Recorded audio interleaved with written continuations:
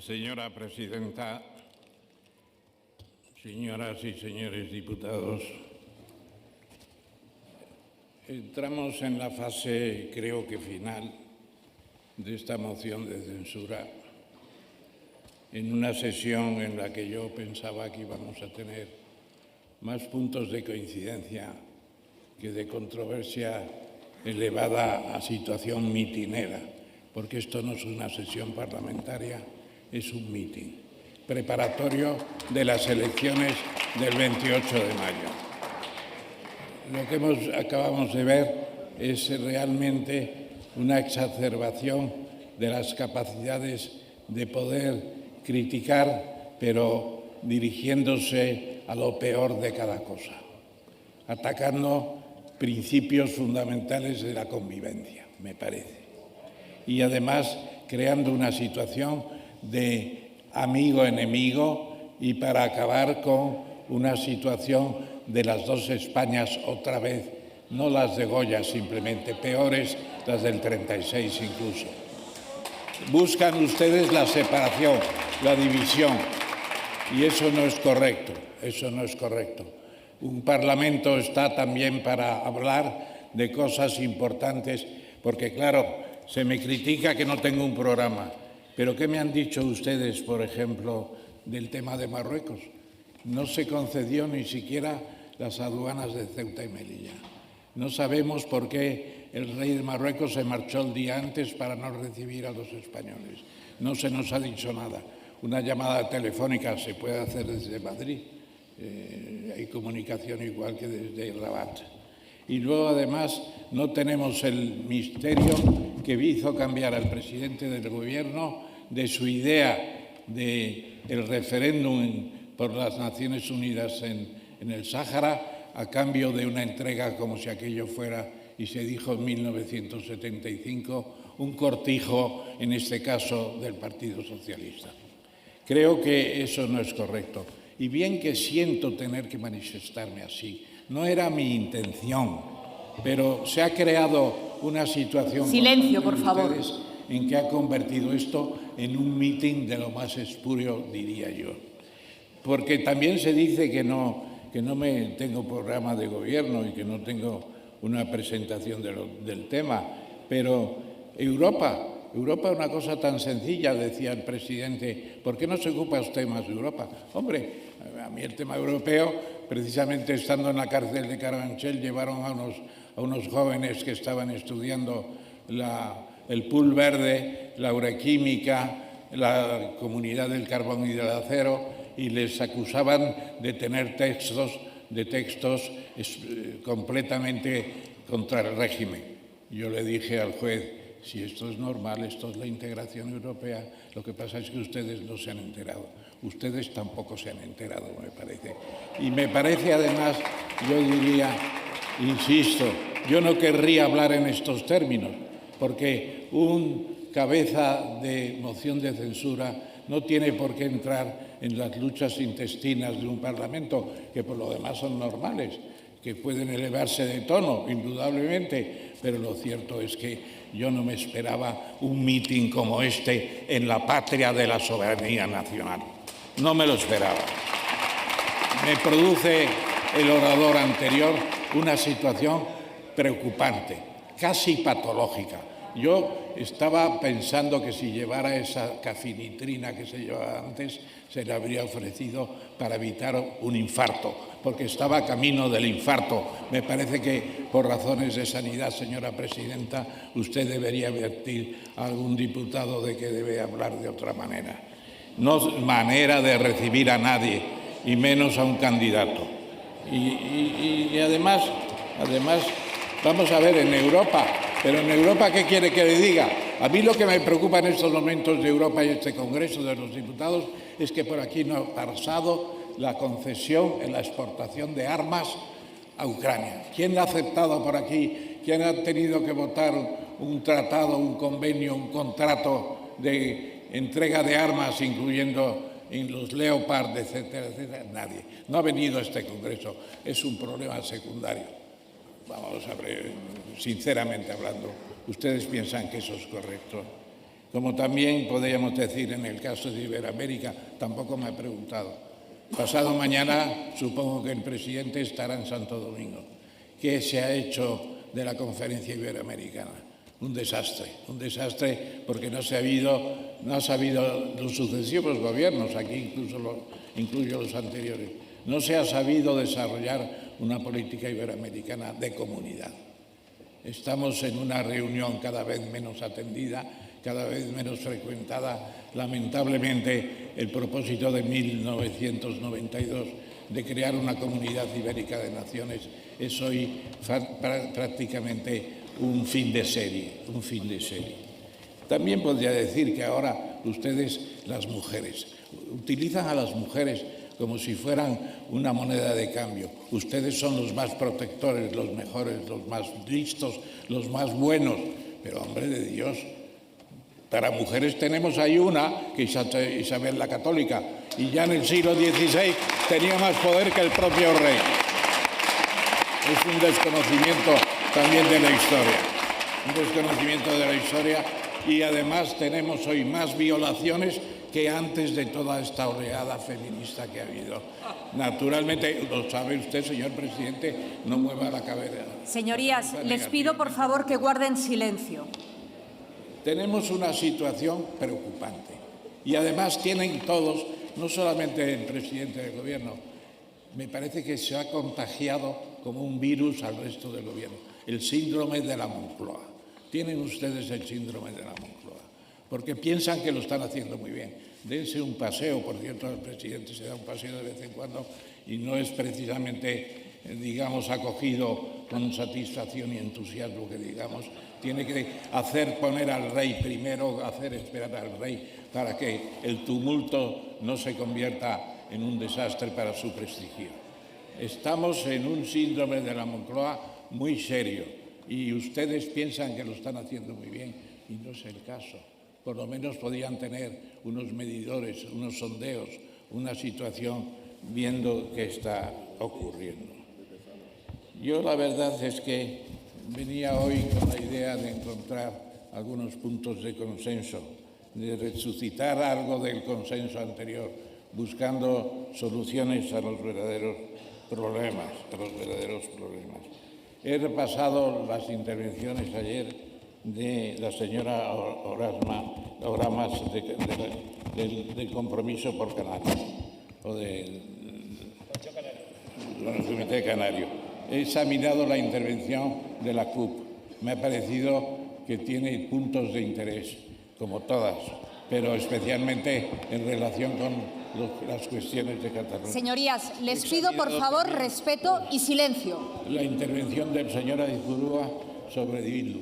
Y me ha parecido que, naturalmente, no puedo coincidir con ella por razones obvias de separatismo. No puedo coincidir tampoco con el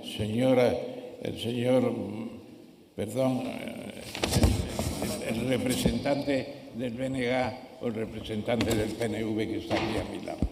No puedo coincidir con él. Los vascos piensan que están todavía oprimidos, pero ¿qué cosa es esa?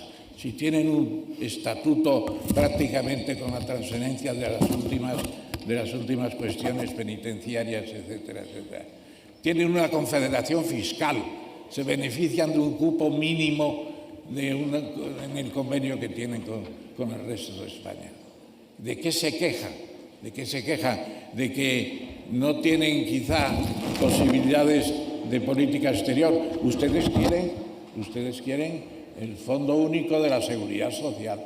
El día en que se transfiera al Fondo Único de la Seguridad Social, estamos vencidos totalmente en los poderes del verdadero Estado, que una de ellas es precisamente la previsión social.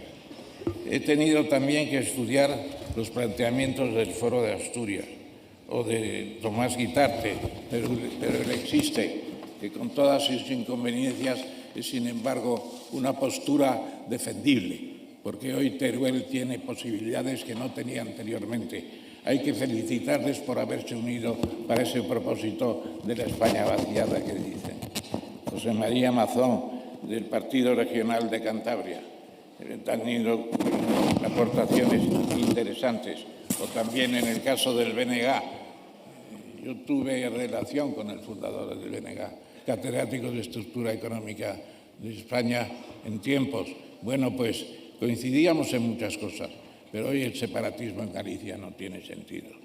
Como se puede decir que en el caso de Baldoví, Compromís, escuché con mucha atención. También le gusta hablar alto, y no por hablar alto se tiene más razón, porque a veces se llega al grito, y el grito estaba bien para la independencia de Cuba, el grito de Yare, tantos gritos de independencia, pero esta no es una casa para dar gritos, esta es una casa para hablar, es un parlamento.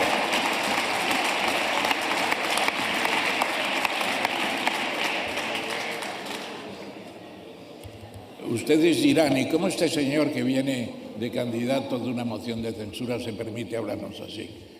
En parte por confianza, porque he estado en estos escaños también 7 años. Y además en un momento en que teníamos que probar que la democracia española funcionaba.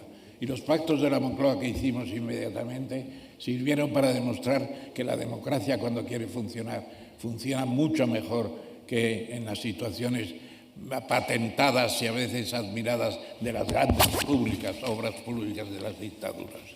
No podemos aceptar una reconvención y una crítica de un viejo compañero de Parlamento. Naturalmente que sí, pero precisamente si he tenido que salir un poco de la norma que me había planteado es porque me he encontrado con una situación en la que el deseo de erradicar o de suprimir al candidato era más absoluta que la lucha dialéctica y que el estuche de cortesía que debemos tener precisamente en todo lo que es una convivencia pública. Tengo también que decir que las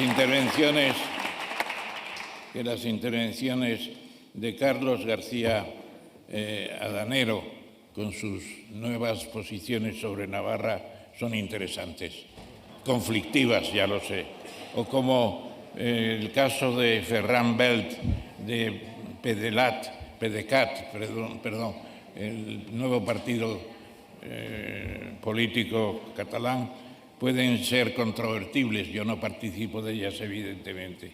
O Íñigo Errejón, tuve una cierta amistad, creo, con su padre en tiempos. Le escuché con mucha atención y pensaba que el señor Errejón había entrado en una fase de mayor racionalidad. Tiempo tiene porque es muy joven, indudablemente. Como también podríamos decir que Miriam Nogueras no me convenció con los temas de Junts per Catalunya. No está en la línea de lo que es el futuro. Cataluña, como decía Pau Gasol, es un pedazo de España. Es la mejor definición. Y naturalmente tiene un futuro, pero tiene un futuro que no es el de Waterloo. Waterloo fue una derrota para Napoleón y va a ser una derrota para quien habita ese palacio bruselense periurbano. Va a ser una derrota.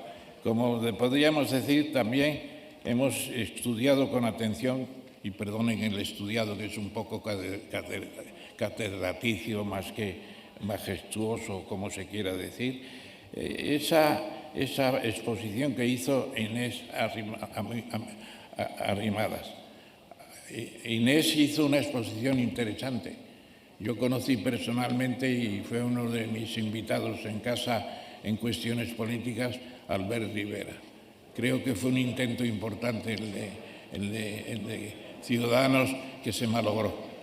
Vamos a ver si realmente se mantiene o no se mantiene en las elecciones. Lo vamos a estudiar con mucho interés. Gabriel Rufián, más que nada me hizo la crítica de los diputados de Vox. Yo no pude intervenir para explicar los problemas que puedan tener los diputados de Vox. Cuando se busca en la vida de todas las personas se encuentran cosas que no se suponían. Bueno, muchas veces esas cosas se pueden remediar. Es un proceso de selección a lo largo de la vida, de mejora, que no se puede negar a nadie, que hay que ayudar a resolver. Como después tuvimos ya esta mañana de hoy a Cuca Gamarra, yo le agradezco sus palabras personales de afecto, encuentro que no apoyar esta moción de censura es un error, porque sería poner en marcha un apoyo a un propósito de elecciones generales inmediatas para resolver problemas urgentes que no tienen otra solución. Y de la intervención de Patxi López, pues saludarle. Hace tiempo que vivimos en el mismo planeta, en el mismo país, y tenemos concomitancias parlamentarias, pero verdaderamente, don Patxi, yo le veo que se excita usted demasiado. Desde mis años bastante mayores que los de usted, le recomiendo mayor tranquilidad. Está usted hablando con su amigo o camarada o socio o adversario Ramón Tamames, pero no me ponga usted en un brete de tener que acompañarle con una cápsula de cafinitrina para evitar, como dije antes, el infarto. En definitiva, señora presidenta, he dado un repaso a todos los intervinientes ayer y hoy, y creo que es un repaso que lleva a la conclusión de que esta moción de censura puede haber sido cualquier cosa menos ociosa. No hemos perdido el tiempo. Ha sido un repaso de la política nacional en muchos aspectos, aunque hayan quedado vacíos tan importantes como los he señalado antes. Es además un impulso al interés político. Ustedes pensarán que no se acuerda uno de lo bueno y de lo malo del pasado. La moción de censura de Felipe González contra Suárez fue impresionante. Y fue la primera vez que la gente sintió la política, que estaba en todas partes. Y el debate que hubo fue señalado y además virtuosamente educativo, porque mucha gente en muchos colegios se hicieron sesiones especiales sobre la moción. La gente decía, ¿has estado en la moción? ¿Qué pasó en la moción al final? Impresionante. Esto es bueno, y veo que la reacción mediática y de las redes sociales, en este caso, no es menor que en aquella ocasión. Hay una viveza y un interés por la política que debemos estimular, no con discursos inacabables, leyendo folios y folios llegados por el correo electrónico, sino sencillamente discutiendo sobre los verdaderos temas. Yo sinceramente creo que el franquismo es el último reducto de los políticos de hoy, debería ser el último reducto, es historia. Lo lamentable es que se pregunte en la calle a un niño de 12 años y le pregunte ¿qué me dices de Franco? Dice, no viene en mi libro o no he llegado. Eso es frecuente. Hay una ignorancia de la historia de España y a veces esa ignorancia está basada en preferencias desde el Boletín Oficial del Estado. No se puede hacer historia desde el Boletín Oficial del Estado. Hay que hacerla desde la verdadera historia. Mis últimas conversaciones con Hugh Thomas, el autor de la Guerra Civil Española, de la conquista de México también, por ejemplo, fueron en Panamá con ocasión de la celebración de Balboa 2013. En aquella ocasión estuvimos hablando de muchas cosas, entre ellas que los hispanistas de Inglaterra, que son privilegiadamente grandes y múltiples y sobre todo muy valiosos, iban a plantear un congreso para la devolución de Gibraltar. Es una colonia que los hispanistas no podemos tolerar, me dijo el propio Hugh Thomas, y por eso lo planteé en esta moción. Tenemos, por lo tanto, una situación en que hemos de defender nuestras posiciones. Franquistas, antifranquistas, yo diría, no sé, el medidor, el 99%. Amor o muerto, gran lanzada. Porque, como decía Felipe González, tanto antifranquismo actualmente, tanto antifranquismo, ¿qué hacían en la época de Franco? Vegetar, vivir lo mejor posible, con las leyes del movimiento, etcétera, etcétera. Ahora, ser antifranquista no tiene ningún mérito, es amor o muerto, gran lanzada, evidentemente. se puede decir que estamos en una situación de volver a las rutinas del año 36. El año 36, fascistas. ¿Por qué tanta mención de la palabra fascista? Pueden llamarlos neoconservadores, pueden llamarlo elitista, pero ¿qué es eso? El régimen fascista, Polonia, Hungría. Vamos a ver en qué termina todo eso. La propia España, lo que se ha hecho con el Código Penal, no es precisamente de adoradores de la democracia y de la seguridad jurídica. Iría terminando, señora presidenta, porque ya sabe usted que me gusta, en cierto modo, ser breve y voy a intentar finalmente serlo. Pero no querría despedirme, o por lo menos en este momento, pendiente de posibles nuevas intervenciones, de la idea de que tenemos unas Cortes democráticas que son el resultado de nosotros mismos en este momento. Eso se remonta al año 77, aquella sesión del año 77 que abrió el rey de España, Juan Carlos I. Que abrió estando presentes Adolfo Suárez, estando presentes el propio Felipe González, Santiago Carrillo y otros miembros de lo que fue el ulterior consenso para los pactos de la Moncloa y la Constitución. Aquello fue un momento extraordinario. Naturalmente que abrió estas Cortes también el descendiente de Juan Carlos, Felipe VI. Nos congratulamos de ello, de una continuidad de una monarquía parlamentaria que está funcionando y que España es un país muy difícil de gobernar.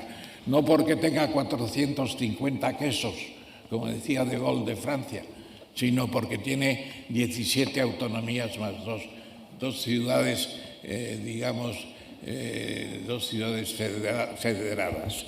Es un país difícil de gobernar, es verdad. Y hay que preguntarse si monarquía parlamentaria sería factible mantener una España democrática. Pues yo creo que la respuesta está en la duda.